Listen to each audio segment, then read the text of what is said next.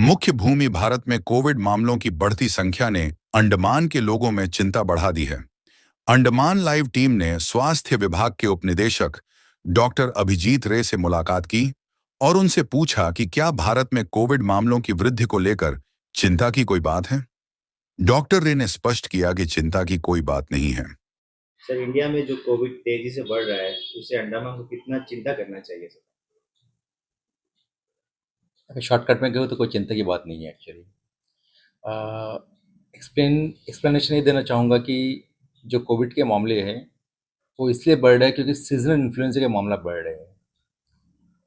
सीधे शब्दों में कहूँ तो ये है कि आपका जैसे एक सीज़न आता है जहाँ पे सर्दी खांसी बढ़ती है, जिसे हम फ्लू कहते हैं, उस सीज़न में सर्दी खांसी बढ़ती है, वैसे ही कोविड का जो सीज़न होता है वो आपका सर्दी खांसी का सीज़न होता है। अब कोविड वायरस ऐसा वायरस है जो दुनिया में आ चुका है और इसको पनपना है, तो जब भी सर्दी खांसी बढ़ेगा तो कोविड भी उसी तरीके से बढ़ सकता है। But it is just a seasonal influenza का जो सिम्टम्स है वही है। तो इसकी वजह से कोई चिंता की ज़रूरत नहीं है, क्योंकि ये जो हाहाकार वाली सिचुएशन इसमें नहीं है और ना ही हो सकता है। तो बिल्कुल बिंदास रहिए आप। तो सर, प्रिवेंटिव स्टेप्स क्या ले रहा है एडमिनिस्ट्रेशन सर? हमारी पहली जो कोऑर्डिनेशन मीटिंग हो चुकी है, हमने अभी इन्वेंट्री मंगवाया है सारे जगह से कि किसके पास क्या सामान है हॉस्पिटल्स में, और उसका हम आंकड़ा तैयार कर रहे हैं, आज शाम तक तैयार हो जाएगी। और इसके अलावा हम एक हमारे स्टाफ्स को जो है एक अवेयरनेस प्रोग्राम के लिए हम रेडी कर रहे हैं, और इसके तुरंत बाद हम जो ये कर रहे हैं कि एक गाइडलाइंस इशू कर रहे हैं, जो गाइडलाइंस इंटरनल गाइडलाइंस होगा। इसके अलावा आपके मीडिया हो गया, गवर्नमेंट्स के जो मीडिया हो गया, उसके थ्रू हम अभी एक अवेयरनेस कैंपेन चलाने जा रहे हैं, जिसमें हम लोग बेसिकली ये करें कि लोगों के अंदर जो एक डर फैल रहा है, खासकर जो मीडिया में सोशल मीडिया में देख के लोग थोड़ा सा चिंतित हो रहे हैं, उसको कम करने के लिए हम कदम उठा रहे हैं। और आपके माध्यम के द्वारा ये बताना चाहूँगा कि आप प्लीज़ घबराएं नहीं। ये सिंपल एक सर्दी खांसी का मामला आ रहा है सामने, इसमें कोविड का बहुत बड़ा रोल नहीं है। और जितने भी कोविड केसेस इंडिया में पाया गया है कोइंसिडेंट है, और जितने भी 6 मौत हुई है इंडिया में आज तक के इस साल के, वो भी एक कोइंसिडेंट की वजह से मौत हुई है। कोविड की तरह से जो हाहाकार मची थी पहले, ऐसा कुछ नहीं होने वाला है।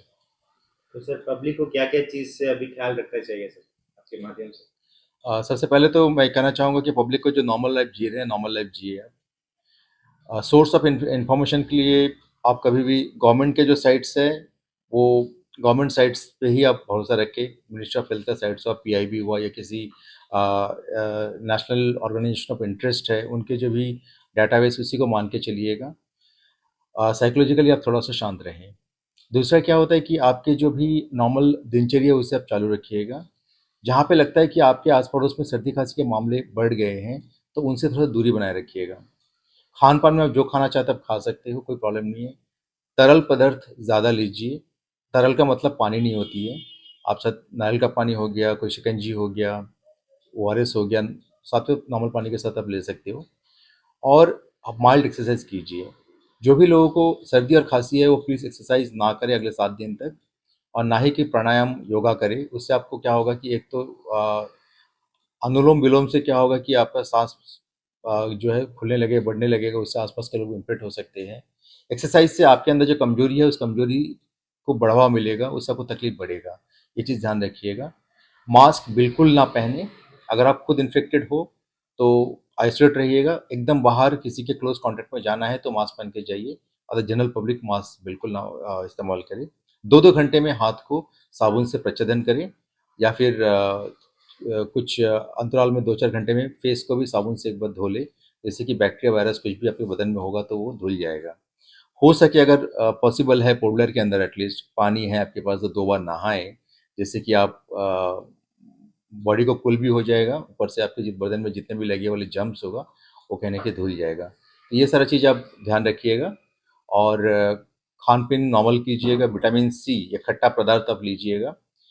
जो भी घरेलू नुस्खे हैं जो आप लास्ट कोविड में लिए थे, उस चीज़ को थोड़ा सा अवॉइड कीजिए। मैं ये नहीं बोलता कि बंद कीजिए, इसका लीजिए मत, लेकिन एक सीमित दायरे तक लीजिए। उस समय देखा था हमने कि लोग जो है एक एक साल तक काढ़ा पी रहे हैं। देखिए, मैं मानता हूँ कि उसमें कोई साइड इफेक्ट नहीं है, लेकिन वो एक फूड नहीं है, वो खाना नहीं है, उसको एक तरह का मेडिसिन टाइप पे यूज़ कर रहे हो। तो लंबे समय से लेने के लिए क्या हो सकता है, कुछ ना कुछ साइड इफेक्ट फ्यूचर में दिखाई दे सकता है जो हमें जो मालूम नहीं है। इसकी वजह से 2 या 3 महीना ले सकते हो आप, थोड़ा सा गैप दीजिए 15 दिन, 1 महीने का, फिर से आप शुरू कर सकते हो। बस इतना कीजिए और कुछ करने की ज़रूरत नहीं है।